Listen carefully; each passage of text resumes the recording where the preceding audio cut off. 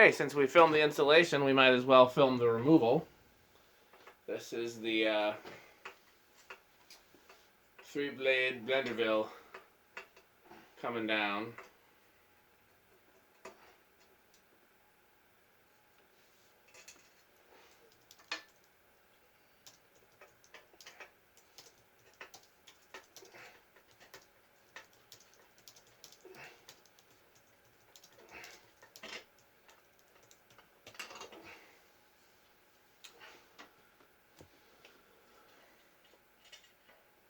I'll tell you what this made me want to do. It's maybe is at the highest point of the barn. Yeah. Let's do 3-blade Blenderfans. Where were you thinking? Like upstairs. Yeah. Where the ceiling is the highest in the middle, like it would be down the center of a church. Yeah, there's like 4 positions. Yeah. Or 3 actually. Do like a row of them. Okay. And obviously we'd have other fans on either side. Yes, there would be.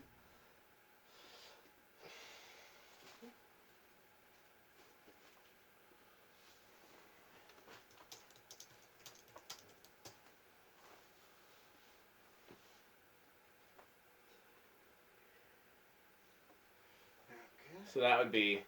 It's crazy that when we got that space, I thought I would soon have a chance to come out there and install a whole bunch of stuff. Right. And then I got sick not too long after. And yeah. It's just, but luckily you've been making good use of the space. Yes, I have. It's not going to waste. Right. Well, yeah, I definitely needed that shop space. Oh yeah, you. Yeah, especially I just losing mine the way I lost it. It was just. Yeah. Kind of a big blow. I would have loved to have found something that was closer to you. Sure, but that was what was available quickly, and it was. Yeah. It's not a bad high drive. It's short. No, it's not. Shorter than my drive to work. Oh yeah. And I think it's like maybe 30 or 40 minutes from here, and then how far is it from you? Oh, it's an hour. So it's about an hour from you. So. Easily an hour, and it's not far off. No, you just get right off the highway. Yeah. That's in. Yep. Yeah, it's like right there. You gotta try the wing place. Yeah, I have. Oh, you have? Yes. You like it? Oh yeah, they make really good wings. I mean, absolutely. I mean, they're a little bar. They're like kind of pub food type. Yeah, but that's one of the places that's nominated for best wings in Wisconsin. Oh, nice. Yeah. They are that good. They are actually. I give them it. I would too. Them and Points East in Milwaukee. Point East Pub, Yeah. I think I've been there a long time. Not Point Burger Bar. Last time we talked about it, you got the two confused. It's right across the street. There's only one location, and it's right across the street from a pick and save that has gold lines in it. Ooh. Oh, new gold lines, not old ones, but still.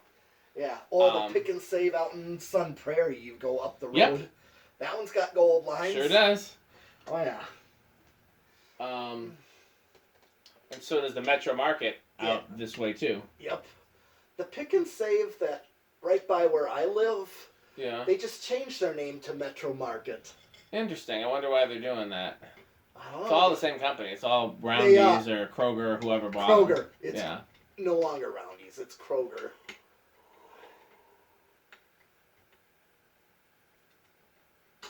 But I mean, I hate that they paint them, but I'm glad they're still using them. I wish I understood why some had silver lines, some have gold lines, some have platinum lines. Yep. Some have them painted, some don't. Mhm. Yeah, the one by me has them painted, but the one by my high school, my old former high school, does not have them painted. They're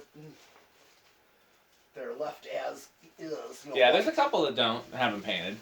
And then there's a couple. I haven't been in the one that's actually right by my house here in years. There's one over there on Broadway and Monona Drive. Okay. But that one used to have originals, and then they replaced the originals with a combination of can arms and like flower pot Daytons. And the last time I was in there, the can arms and the flower pot Daytons were still there. So I'll have to see if they still are. Okay. They were in really kind of an odd positioning, like they were in random locations.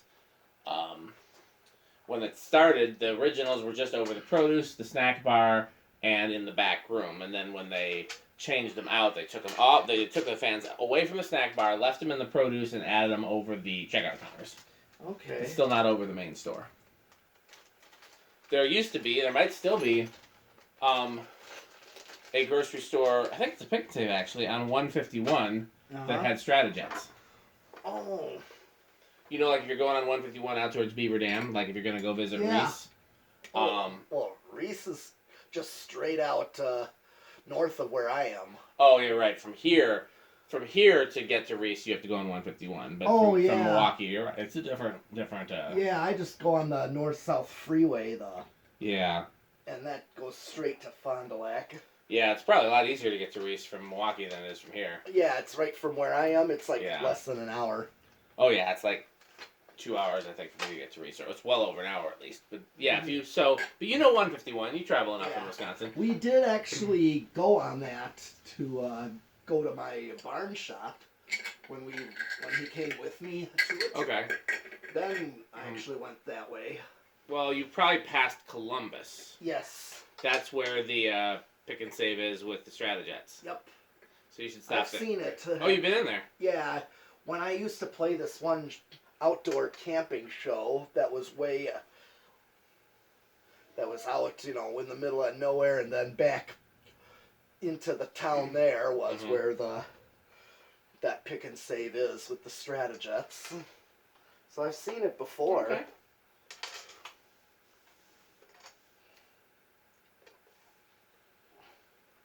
But that would be the grocery store we'd go into to get our food, to cook out up on. Gotcha. It was an outdoor metal show. I wonder if those Stratajets are still there. That's a good question. I left my name and number, but that was like 10 years ago. Yes. Yeah. So the only other place that we were looking at when we were looking at the barn, there was a place in,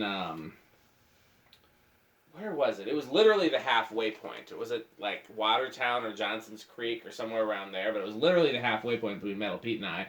But it was double the size and double the cost. Mm-hmm. And I let Pete make the decision, and he picked the place that was smaller and cheaper and a little further for him, a tad closer to me. Not really that much closer to me because it's not like on the route for me.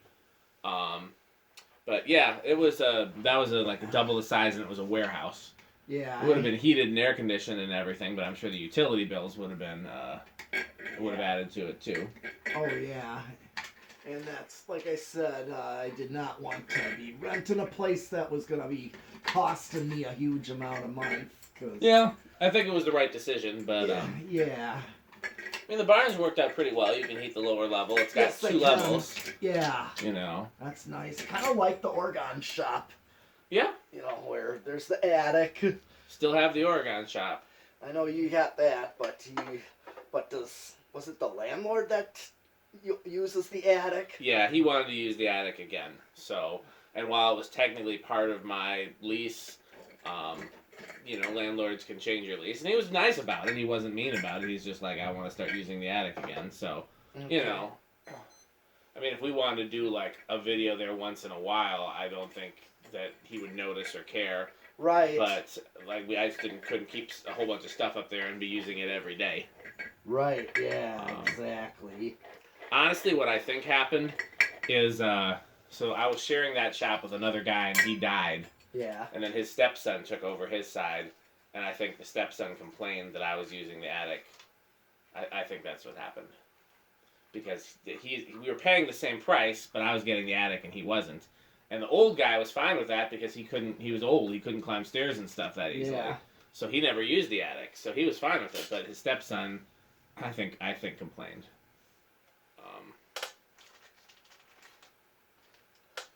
But that's just my guess. Okay.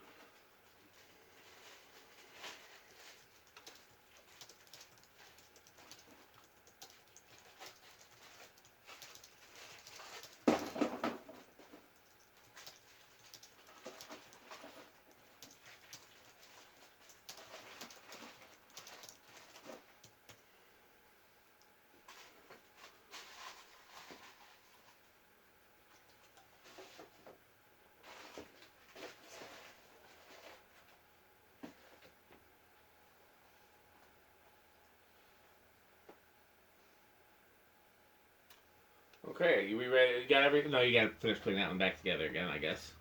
We can start the next unboxing. Yep.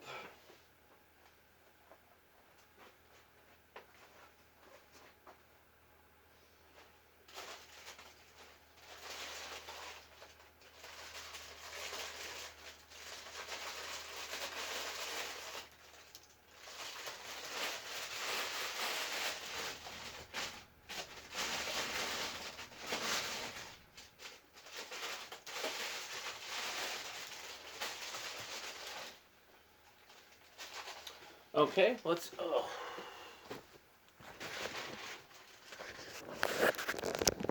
Go over to the metal plate section.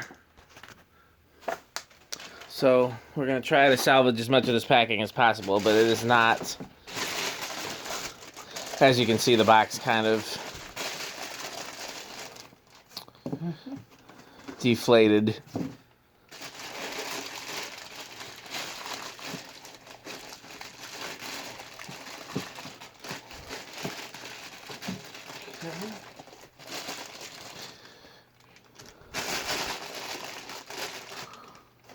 If it was mine, I wouldn't put it back in the box, but out of respect for the person it belongs to, we're gonna try, even though they may not care much more than we do.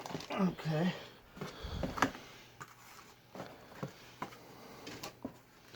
Not sure what he's doing there.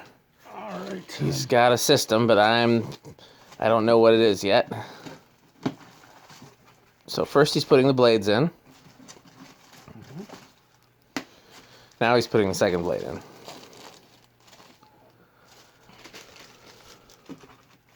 I didn't realize that's where those cardboards went. That makes sense.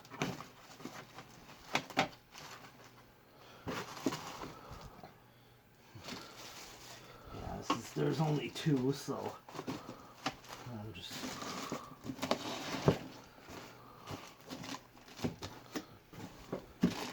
That stuff has to go inside there. What? What? Wait, what? The motor has to go inside this thing. Oh. Oh, it does. Okay. Oh, let's see.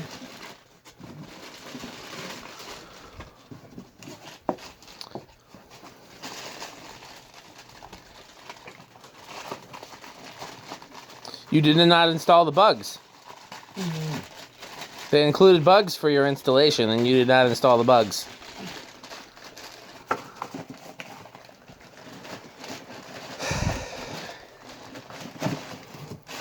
So, for those who watch all my videos, not just the fan videos, my church this summer did a bunch of services outside because we could not do them inside because of COVID safety precautions.